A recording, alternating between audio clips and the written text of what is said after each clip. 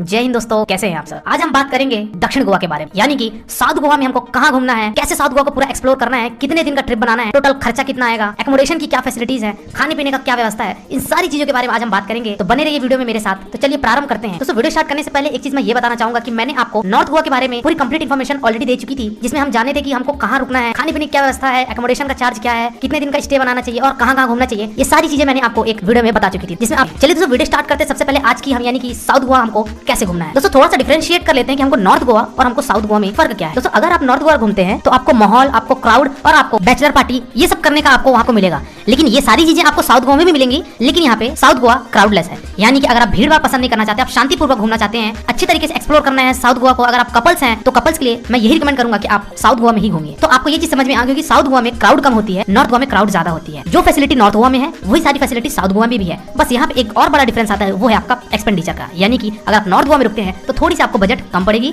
As comparatively to South Goa. South Goa में थोड़ा सा बजट ज्यादा पड़ेगा, लेकिन अगर आप ऑफ सीजन में आ रहे हैं तो उतना भी ज्यादा नहीं पड़ेगा, आपका एक नॉमिनल कॉस्ट में सारी चीजें आप कवर कर लेंगे।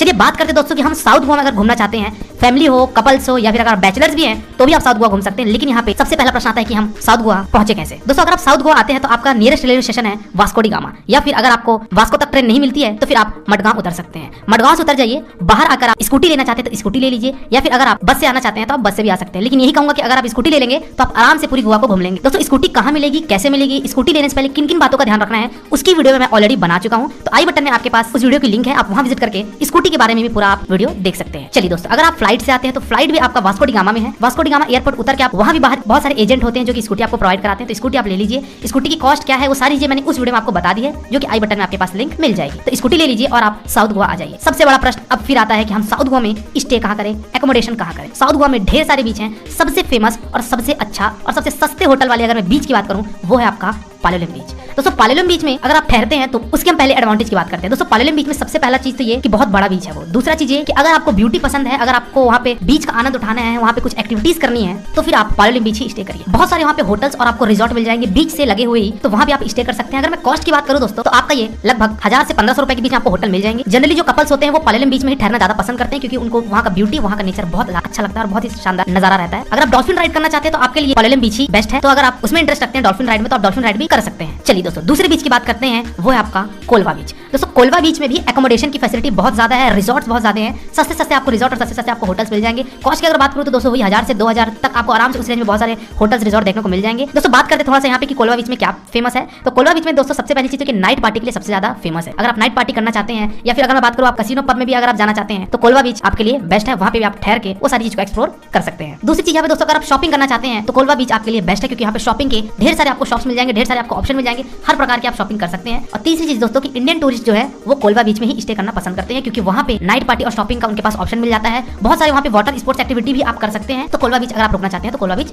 रुक सकते हैं। फॉरेन के वहाँ पे स्टे करने की तादाद कम होती है, क्योंकि फॉरेन ज्यादातर या तो पालोलेम बीच में रुकते हैं या तो फिर वो बेनोलिम बीच में रुकते हैं। थर्ड बात करते हैं दोस्तों हम बेनोलिम बीच में। बात करते हैं यहाँ पे तीसरे बीच की, यानी कि वही है हमारा बेलोलिम बीच। दोस्तों बेलोलिम बीच की अगर बात किया जाए तो ये फेमस है आपका पीसफुल के लिए। अगर आप शांत मन से घूमना चाहते हैं, कुछ समय आप मेडिटेशन करना चाहते हैं, तो आप बीच में जाकर मेडिटेशन कर सकते हैं, क्योंकि यहाँ की शांति और यहाँ का जो लहर, जो समुद्र के वेव्स, वो आपको बहुत ज्यादा अच्छा फील कराएंगे, बहुत ही अच्छा उसका एक्सपीरियंस होगा। अगर आप कपल्स हैं स्पेशली तब तो और भी ज्यादा आपको बेटर फील होगा। तो आप बेनोलिम बीच में रुक सकते हैं। यहाँ पे थोड़ी सी कॉस्ट ज्यादा होती है रिसोर्ट की, और अगर आप कुछ खाने पीने भी जाते हैं थोड़ी सी आपको कॉस्ट ज्यादा मिलेगी एज कम्पेयर टू कोलवा बीच और पालोलेम बीच। तो अगर आप स्कूटी हायर किए हुए हैं और आप कहीं भी रुके तो आप एक बार जरूर बेनोलिम बीच में आप जरूर जाइएगा, क्योंकि ये शांति भरा बीच है, काफी अच्छा आपको यहाँ पे नजारा देखने को मिलेगा। अगली बीच की बात करते हैं दोस्तों वो है आपका मोबर बीच। दोस्तों मोबर बीच में आपका बेसिकली सबसे फेमस है वाटर स्पोर्ट्स एक्टिविटी का। दोस्तों अगर आप वाटर स्पोर्ट्स करना चाहते हैं, यानी कि अगर आप ट्यूब राइडिंग करना चाहते हैं, पैराग्लाइडिंग करना चाहते हैं, मोटर राइडिंग करना चाहते हैं, तो ये सारी चीज को करने के लिए आपके लिए मोबर बीच बेस्ट है। ये सारी चीज आपको अलग अलग बीच में भी देखने को मिलेगी, लेकिन मेरा ये रिकमेंडेशन है कि अगर आप मोबर बीच में जाते हैं तो आपको ज्यादा सहूलियत होगी, क्योंकि वहाँ पे ऑप्शंस आपके पास ढेर सारे हो जाते हैं। तो आप मोबर बीच भी जा सकते हैं अगर आप कोई वाटर स्पोर्ट्स एक्टिविटी करना चाहते हैं तो। चलिए दोस्तों नेक्स्ट बात करते हैं दोस्तों हम उटोडा बीच की। दोस्तों उटोडा बीच बेसिकली वहाँ पे फैमिली का स्टे ज्यादा होता है, यानी कि अगर कोई फैमिली जा रही है तो वो उटोडा बीच में रुकना ज्यादा पसंद करती है, क्योंकि वहाँ की थोड़ी सी कॉस्ट भी कम होती है और दूसरी चीज की वहाँ पे आपको शांति भी ज्यादा देखने को मिलेगी। तो उस हिसाब से आप उटोडा बीच में भी स्टे कर सकते हैं, और वहाँ का बीच भी बहुत ज्यादा अच्छा है, तो वहाँ भी आप घूमना चाहें तो आप घूम भी सकते हैं। चलिए दोस्तों अगली बात करते हैं दोस्तों काबो डी गामा बीच। दोस्तों काबो डी गामा बीच जो है वहाँ पे आपके पास दो चीज घूमने के लिए। सबसे पहला तो है वहाँ पे काबो डी गामा फोर्ट,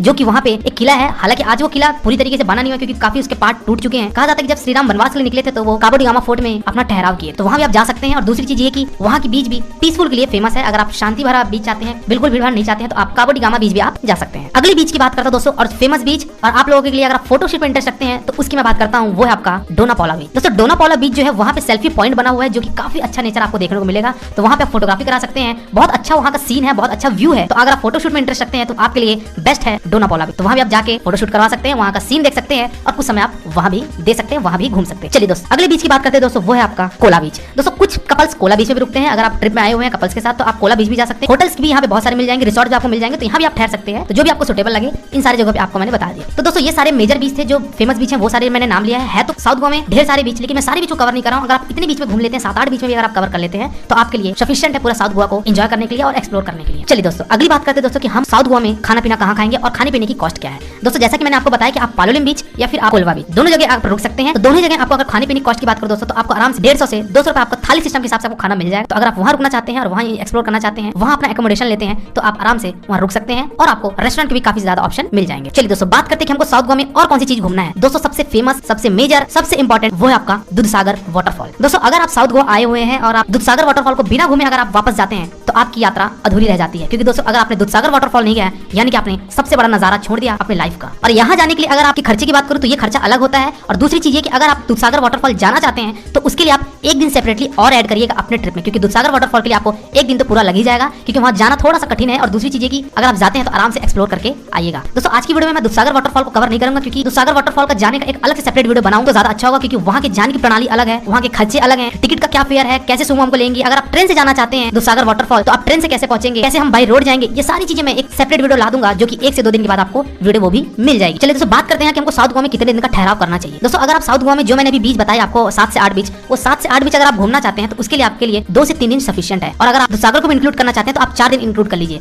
दोस्तों अभी यहाँ पे दूधसागर की मैं कॉस्ट की बात नहीं कर रहा हूँ, तो यहाँ पे लास्ट बात कर लेते हैं दोस्तों कि हमको बजट कितना लगेगा। तो अगर आप कपल्स हैं, अगर मैं कपल्स के रेस्पेक्ट में बात करूँ तो वहाँ पे आपका 2 लोगों का खर्चा 8 से 10 हजार रुपए लग जाएगा। यानी कि 3 दिन का अगर स्टे बनाते हैं तो आराम से 8 से 10 हजार में आप पूरे दक्षिण गोवा को आप एक्सप्लोर कर लेंगे, यानी कि साउथ गोवा आप घूम